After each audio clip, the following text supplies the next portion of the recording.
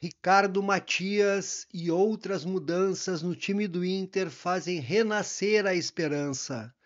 Roger explicou os cuidados com o centroavantão do Colorado. E só peço uma coisa: cuidem dos nossos jovens, evitem novos nonatos da vida. Alan Rodrigues deu outra dinâmica ao meio de campo, mas as mudanças foram fundamentais para o resultado em Bragança. Sejam todos bem-vindos, colorados e coloradas. Neste domingo eu mando um salve especial para todos os pais colorados, gremistas e de outras torcidas, pelo dia deles. Senti falta de uma mensagem especial de carinho dos nossos filhos. Mas tudo bem, faz parte. Já são 80 anos de paternidade. Poderiam mandar pelo menos um parabéns, mas tudo bem. Que bela vitória contra o Bragantino, fora de casa, contra o ex-sexto colocado do Brasileirão. Ainda mais com o Roger atendendo a um pedido da torcida, colocar o Ricardo Matias. Mas antes de falar do Guri, eu quero destacar que o Inter voltou a ter um rendimento que não é só devido ao Matias, que foi fundamental nos dois gols, marcando 2 gols ontem. Mas o Roger retomou a forma que tinha feito sucesso até um tempo atrás, recolocando Wesley e Bernabé pela esquerda e com Alan Rodrigues no meio de campo, dando um maior ritmo ao setor. O uruguaio é mais uma alternativa que se soma para ajudar Alan Patrick. Ontem foi fundamental para que o meia tivesse um desempenho superior ao dos últimos jogos. Também tem uma coisa que a gente não pode esquecer. Essa vez, o Inter teve maiores facilidades porque não foi bloqueado nas áreas que poderiam ser como foi nos últimos jogos. Em alguns momentos o Inter conseguiu sair desses bloqueios e outros não. Mas vamos falar o que interessa do jogo contra o Bragantino. Ricardo Matias marcou o primeiro e o terceiro gol contra o time do Energético, o que nos dá asas para sonhar com a Libertadores. Ainda é um sonho distante, mas passamos a ter uma expectativa, coisa que até o meio da semana a gente não tinha. Minha querida amiga Luísa Stern, lá de Portugal, ficou chateada comigo quando no jogo contra o São Paulo eu publiquei os números do jovem centroavante do Inter, ele atuando nos profissionais. E no post que eu fiz, eu expliquei que ele oscilava, o que explicava ele não ser titular naquele momento, mesmo com aquele gol marcado no Brasileirão e aquele gol importantíssimo marcado na Libertadores. Eu jamais quis diminuir o jogador, até porque eu sou fanático por centroavante desse estilo. Forte, alto, espadaúdo, pesado e que está sempre disponível para empurrar a bola para o fundo das redes. Bom, quem me acompanha aqui sabe quantos vídeos eu não gravei dizendo que faltava justamente esse jogador. Agora, assim, ó, eu nunca quis diminuir, pelo contrário. O que eu evitei lá na postagem do Blue Sky foram os episódios que marcaram a carreira do Guri no Inter. A gente não pode fechar os olhos para isso porque ele marcou 2 gols ou porque ele tem se destacado quando entra. Entre os problemas que ele teve na carreira dele, rápida carreira no Inter, tá? Por ser jovem, por ser um adolescente, coisas que vai ter que melhorar. E é por isso que o Roger estava segurando o cara. Eu sei que tá todo mundo querendo demitir o Roger, eu sei disso. Só que é o seguinte, a gente também tem que ser honesto com as coisas que a gente vê. Eu não posso falar uma coisa diferente aqui. Eu não posso falar nada diferente. Ou a gente esqueceu que na hora de renovação ele não queria renovar para sair de graça. Tiveram que lembrar os empresários deles que nós tínhamos uma parte no passe do rapaz. E aí sim ele ficou. Ou então os episódios que ele, quando ele passou a ser profissional, subiu para a cabeça dele trabalhar com os profissionais. Vou falar uma coisa, tá? Logo depois que ele voltou, acho que foi do Mundial ou de um Sul-Americano com o Sub-20 da seleção brasileira, ele deu entrevista com outros jogadores do Inter. E naquela entrevista, podem procurar no YouTube, naquela entrevista para o Inter, ele demonstrou ser um jogador pouco maduro naquele momento, com aquela realidade. Ele mostrou ser imaturo. Por sinal, ontem eu vi a entrevista dele no intervalo, eu já vi um jogador muito mais consciente daquilo que ele está fazendo no Inter. Naquela entrevista antiga, quando ele voltou campeão com a seleção brasileira, ele mal conseguia se expressar direito. Muito jovem, muito jovem. Tá? Amadureceu. E é isso que a gente queria, era isso que eu pedia. Era isso que o Roger queria. Era isso que o Roger queria.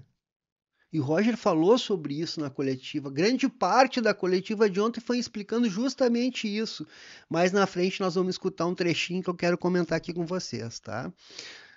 Além do rolo do empresário, além de deixar subir para a cabeça, além de probleminhas extra-campo, ainda teve constantes lesões. E por último, as dificuldades que ele apresentava para treinar. Fatos que a própria imprensa trouxe para a gente essas informações.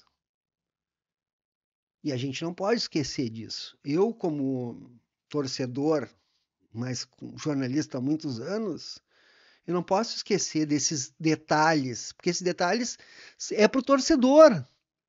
Mas para quem faz o futebol, quem trabalha lá dentro, tem que cuidar muito disso. Não dá para esquecer. Não dá para esquecer. O torcedor, ele quer bola no barbante e azar. O cara pode tocar fogo no Beira-Rio durante a semana que se fizer um gol ele vai querer no time e tá certo. Só que é o seguinte, ó, jovens, nós temos que ter cuidados. Por quê? Porque é daí que vai sair o dinheiro para a gente se manter vivo. Se a gente torra um jovem, se a gente torra um jovem, coloca ele imaturo para jogar no Inter e erra 2, 3 partidas, a torcida do Inter vai acabar com o jogador e nós vamos perder um craque. Ou pelo menos um projeto de craque. Quem tem que comandar o grupo precisa ter cuidado do que apenas achar que é isso, que botar ele baseado em 2 gols que ele fez esporádicos. Olha, mas os titulares não vêm fazendo sim. Eu prefiro que queime os velhos do que queime os jovens. Futebol é muito maior do que eu achar que o jogador A ou B tem que ser titular. O que a gente vê do futebol é 5%, que é a partida. Os outros 95% é o que acontece no dia a dia. Eu sei que esse é um papo chato para o torcedor, mas é que eu que tenho um pouquinho, eu que vivi um pouquinho mais perto do vestiário, eu preciso levar isso para o torcedor. É uma realidade importante. Se eu ficar só no achismo, vamos viver eternamente nessa levada que é contrata técnico, ama o técnico, com o primeiro resultado ruim passa a cornetar, depois quer mandar embora do time e o último ato é querer acabar com todo o trabalho, acabar com o projeto, destruir tudo, porque o técnico não fez o que o torcedor gostou. A responsabilidade é de quem está lá. Na hora de ser demitido, não vai ser o torcedor com seu desejo de que A ou B entre no time. Enquanto a gente levar essa realidade na brincadeira, a gente não vai ganhar nada. Porque é assim que se faz um grupo. É assim. Tem que levar. O mais importante é os 95%, não os 5%. É claro que o 5% é fundamental, tem que ir lá e vencer, é óbvio. Só que é o seguinte: não adianta a gente querer basear tudo no futebol nos 5%. Tem coisas que são importantes fora. Porque se não fosse assim, era só jogar uma camisa no meio do campo, os caras pegavam ali e iam jogar bola. E não é. Tem muita coisa. Em 2006, eu já como profissional do futebol, do futebol, não, do jornalismo esportivo, eu comecei em 2000, eu cobrava demais do Abel que ele forçava a colocar o Michel no time. Só que eu nunca quis demitir o Abel, porque eu sabia que o trabalho vinha sendo bem feito. Mas a gente perdeu o gauchão, foda-se. Foda-se. O importante é aprender com os erros. O importante é aprender com os erros. Depois do gauchão tudo mudou. Tudo mudou e o Inter foi campeão do mundo. Do mundo. Contra o Barcelona, que ninguém acreditava. O que eu quero falar com tudo isso é que não existe certeza no futebol. Não existe. O meu ídolo, meu amigo, Fabrício Kichalovski, me cobrou por que nós não reclamávamos quando os experientes oscilavam. Que é uma puta injustiça. Porque todo mundo que me acompanha aqui vê eu cobrando de todo mundo que eu acho que não tá jogando bem. E ele também me questionou por que só cobram do jovem quando ele sofre oscilações. Eu já falei um pouquinho, mas vou repetir, tá? Os velhos e experientes jogadores do Inter têm a sua importância dentro do grupo, que é ser base para aqueles que estão chegando. Os veteranos, vamos dizer assim, dificilmente irão se tornar dinheiro ali na frente. Então foda-se se o Roger vai queimar eles. Foda-se que o Roger está forçando eles até o último segundo porque eles têm um estofo maior para aguentar a crítica. O importante é que a gente não torre jovens. Não torre. O Inter é um clube falido e se não tiver jovens para vender no futuro, eu não sei onde é que nós vamos parar. É importante que eles sejam transformados em dinheiro ou então que contribuam para nossos títulos, para buscar títulos. O que eu sei é o seguinte, queimar jovem é jogar na lata de lixo o futuro do Esporte Clube Internacional. De mim, vocês não vão ter essa tara para botar jovem que não está preparado, como é o caso do Matias, ou pelo menos era. Nós vamos escutar daqui um pouquinho o Roger falando sobre isso. E indico todos, escutem a coletiva depois do jogo contra o Bragantino. Você vai aprender um pouquinho. E como eu já falei antes, o Nonato, por exemplo, quartas de final da Libertadores e que disputou o Mundial com o Fluminense. Quando era jovem aqui no Inter, alternou bons e maus momentos. Bons e maus momentos. E foi escorraçado do Inter pela sua torcida e pela imprensa. Eu, inclusive, criticava o Nonato. Achava que não jogava nada. Só que não é assim que funciona. Com o tempo o cara pode passar a ser um bom jogador. O Inter não tem esse tempo para esperar. E a gente forma, o cara vai mal 2, 3 jogos, a gente quer mandar embora e daqui a um pouquinho ele surge em outro clube. E a gente fica se perguntando, pô, mas como é que a gente não sabia que esse jogador jogava tanto? Por causa dessas coisas.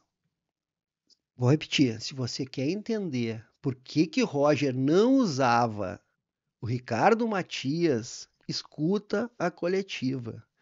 Eu sei que tu tá furioso com o Roger, porque ele não fez milagre contra o Flu, ou vacilou, ou errou, como eu considero.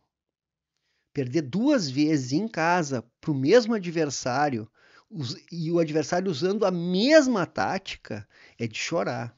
É de chorar, é muito triste. Mas acontece. Assim como o Roger oscila, mais motivos tem o Matias para oscilar. E eu não vou ficar aqui dizendo que o Roger está errado, porque o Roger sabe a realidade do Matias, não eu. Eu sei só o que eu vejo ele entrando em 15 minutos finais. E que são bons resultados, não estou dizendo que são ruins. Teve um jogo aí, acho que foi contra o Fluminense, ele encostou na bola, mas faz parte. Ele não joga sozinho, ele precisa do grupo. Mas vamos escutar o que o Roger tem a falar sobre a situação do Matias. Pelo menos essa resposta. Depois vai lá e escute toda a coletiva para você entender. Que bom se eu virar refém, né? Eu quero ser refém do campo sempre, né? Porém, nem sempre eu consigo pelas circunstâncias de como hoje, por exemplo, a ideia, além de oportunizar a chance pro Matias, né? Que acreditamos tenha chegado no ideal do seu condicionamento para começar jogando e não só entrando durante os jogos, foi botar a melhor equipe competitiva pensando no Campeonato Brasileiro sem tirar o olho da quarta-feira. Então, o Campeonato Brasileiro, que a gente afirma que em alguns momentos tu acaba, infelizmente, né, eu digo isso, né, e me entendo com muito carinho, né, infelizmente ele acaba se tornando, né, um laboratório que a gente não gostaria, né, porque é um campeonato que quando inicia todo mundo, o torcedor quer que o seu time vença, né, mas por estar em 3 competições, por vezes tu acaba lançando mão de algumas partidas importantes para que tu tenha os jogadores mais frescos nas outras que são eliminatórias, como foi o caso do jogo contra o São Paulo também, né? Que na sequência era jogo contra o Fluminense. Eu quero ficar sempre refém do campo, do treino e do campo, né? Porque também é um processo. Ele resolve no jogo, ele dá sempre no jogo, né? Mas no treino ele não se dedica no treino, ele fica no DM 3 dos 5 dias na semana porque ele decide no treino. Não estou dizendo que é o caso do Ricardo, tá? Estou dando um exemplo, né? Também eu tenho que fazer justiça àqueles que estão se dedicando no treino, né? Então é o conjunto da obra. O Ricardo vem fazendo os dois e provou que, na verdade, né, quando tu treina o jogo, tu vai jogar o treino. Ponto. Não é difícil de entender o que o Roger falou, né? Ele fez ali ele disse: não é o caso do Ricardo Matias. Só que nós sabemos. Por que a gente sabe? Porque a imprensa nos trouxe isso. A imprensa nos trouxe isso nos últimos meses. Subiu para a cabeça quando foi para trabalhar com os profissionais. Lesões seguidas que o impediram de fazer bons treinamentos, falta de interesse ou dificuldades. Dificuldades. O cara pode ter tido uma dificuldade para treinar. Por que não? Acontece. Só que eu quero dizer isso, tudo isso que o Roger falou que não era o Ricardo Matias, a gente escutou da imprensa. Tudo. Então, alguma razãozinha o Roger tem que ter para estar falando isso nessa coletiva. Mas vale ressaltar, tá? Não foi só o Matias que foi bem. Não foi só o Matias. Wesley, por exemplo, que voltou a jogar no lado direito, foi muito bem ofensivamente e defensivamente. Ele deu o passe para o primeiro gol do Matias, no lançamento do Bernabé para ele. Até o Roger brincou, né? Quando ele deu os coletes no treinamento, o Bernabé, ou o Wesley ou o Bernabé, um falou para o outro: vamos namorar de novo. Depois desse episódio da Amarok, não era uma boa brincadeira, né? Mas enfim, vamos namorar de novo, que ele queria dizer, vamos repetir o que a gente vinha fazendo bem um tempo atrás, né? E deu certo. Bom desempenho. Só que o Wesley, além de melhorar ofensivamente, tá? Ele cumpriu um papel defensivo que dificilmente o Carboneiro cumpre, certo? E foi muito bem, o que candidata ele a retomar a titularidade na posição. O Carboneiro está doente, tá lesionado. Eu acredito que ele vai continuar ali. O outro lado, como é que se resolve? Vai ter que ser o Tabata, que não consegue mais jogar coletivamente. Paciência, vai ter que ser. Ou então vamos ter que arrumar um outro, né? Os zagueiros também foram muito bem mesmo. Assim como o Rocher. A defesa salvou o Inter no jogo contra o Bragantino. Só que é o seguinte, a defesa faz parte do time. Então, o time ganhou. Quando erram, é coletivo. E quando acertam, é coletivo também. Só teve um erro, tá? Só teve um erro, certo? Que foi no gol do Bragantino, que o nosso zagueiro não fechou o espaço para o Pita, que bateu, a bola desviou e foi para o fundo das redes. O Rocher também não conseguiu espalmar ela, porque ela trocou de direção após o chute, né? O que é uma coisa. Tem gente dizendo que a culpa é do Rocher, mas daí também é brincadeira. Vamos assistir os lances para ver o que é certo e o que está errado, né? E precisamos dar um destaque especial para o Juninho, que jogou bem pela esquerda, ajudou bastante o Bernabé no setor, e que salvou um gol do adversário, porque a bola já tinha passado do Rocher e ele conseguiu chegar em cima da linha e afastar a bola. Outro jogador que merece destaque positivo, tá? É o Alan Rodrigues. Ele foi fundamental ao dar uma dinâmica ao meio do campo do Inter. É claro, ele ainda precisa de entrosamento, ele ainda vai passar por aquele tradicional queda de rendimento a partir do terceiro jogo, mas tomara que ele consiga manter o alto nível, como ele vem desempenhando nos 2 últimos jogos. O que faltava para o meio de campo do Inter era justamente o dinamismo, era justamente a bola avançar, não ficar lateralmente ou recuar, como estava sendo até os últimos jogos, certo? Depois que o Fernando saiu com a lesão, o time parou de dar passe para frente. Passe para frente, quando eu digo em velocidade, é fazer o time ser veloz. Até num dos últimos vídeos eu falei, nós estamos perdendo muito tempo esperando adversários recompor no campo defensivo, que dificulta muito mais o nosso lance, nosso ataque, né? Bom, se o Inter... Vamos ter que falar também da parte ruim do jogo contra o Bragantino. O Benítez teve uma atuação bem ruim. Acho que foi o pior desempenho dele desde que ele estreou. Tá? Mas é aquela coisa. Sem ritmo, tá conhecendo os companheiros. Vai oscilar. Vai oscilar. Alô, Kchalovski, anota aí, meu querido. Benítez oscilou no jogo. E o Thiago, quadril de urso Maia, foi bem ontem. Foi bem. Acredito que ele ainda precisa um pouquinho mais de agilidade para atuar nessa função de primeiro volante. Porque ele vai precisar ajudar defensivamente todo mundo. E aí precisa de velocidade. Eu tenho a esperança que o Inter classifique contra o Flamengo. Mas eu preciso ser honesto. Eu não quero criar falsa expectativa de ninguém. Eu considero que o Inter não chega como favorito para os confrontos contra o Flamengo. Mas eu tenho certeza que nós vamos chegar com um novo ânimo, o que é importante. Mas não é garantia de resultado. Com as soluções do jogo contra o Bragantino, a minha expectativa, que estava lá embaixo, subiu um pouquinho. Eu gostaria que o Inter vencesse no Maracanã. Eu sei que é difícil, mas é o Inter. Ou pelo menos voltar com um empate, para a gente tentar de tudo aqui no nosso estádio para avançar de fase na Libertadores. Acho muito difícil, mas é o Inter, rapá. Nós temos que acreditar. Que Deus tenha piedade do Inter. Muito obrigado por assistir até aqui, de coração.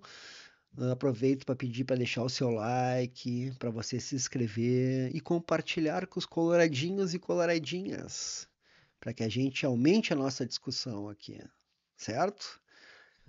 E o principal, deixa o teu comentário. Falei alguma bobagem aqui que tu julga ser uma bobagem? Por favor, me fala. Talvez eu mude de opinião com a tua opinião. Então, escreve aí, certo? Vamos, meu Inter, e até o próximo!